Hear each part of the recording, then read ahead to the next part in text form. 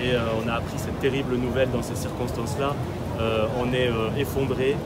On n'a pas évidemment à ce stade tous les éléments sur ce qui s'est passé, mais on a un collègue donc, qui est décédé, c'est confirmé, et 2 collègues, un prof de PS et un proviseur adjoint qui sont blessés graves.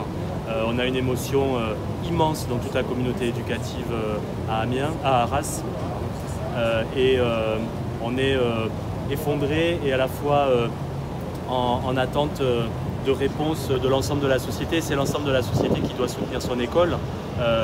On a très peur évidemment de réactions qui pourraient être celles de la stigmatisation de populations tout entières. Il faut rester extrêmement calme par rapport à tout ce qui pourrait monter en termes de tensions sociales, parce qu'on sait que ce sont ces tensions qui nourrissent justement de tels actes. Il y a des dérives qui sont terribles. On est effondré de constater que c'est un ancien élève qui vient commettre un tel acte terroriste dans son propre établissement. Donc ça fait froid dans le dos. Ce sont des choses qu'on revit après l'assassinat de Samuel Paty, mais ça veut dire pour nous qu'il faut d'autant plus se serrer les coudes, faire preuve d'unité, oui, unité autour de notre école publique qu'il faut défendre. C'est pas normal qu'on en arrive à avoir des individus qui soient prêts à tuer des enseignants.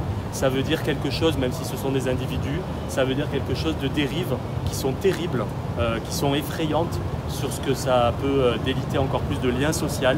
Et nous, on est là justement à l'école pour faire du lien social. Et on va continuer à le faire, donc il faut tenir le coup, il ne faut pas céder à un quelconque discours extrémiste. Et on essaiera de construire ça dans les jours à venir. Bien sûr, ça fait froid dans le dos et on se dit que beaucoup de choses ont été dites. On avait beaucoup dit le plus jamais ça. Et aujourd'hui, on retombe quasiment dans le même acte, pas dans les mêmes circonstances exactement, mais avec un attentat terroriste en plein cœur d'un établissement scolaire. Ça fait froid dans le dos. Il faut se souder autour des enseignants de ce pays. Je crois que c'est la seule réponse à amener, les enseignants et plus largement la communauté éducative. Il y a un proviseur adjoint qui est concerné, qui est blessé grave aujourd'hui.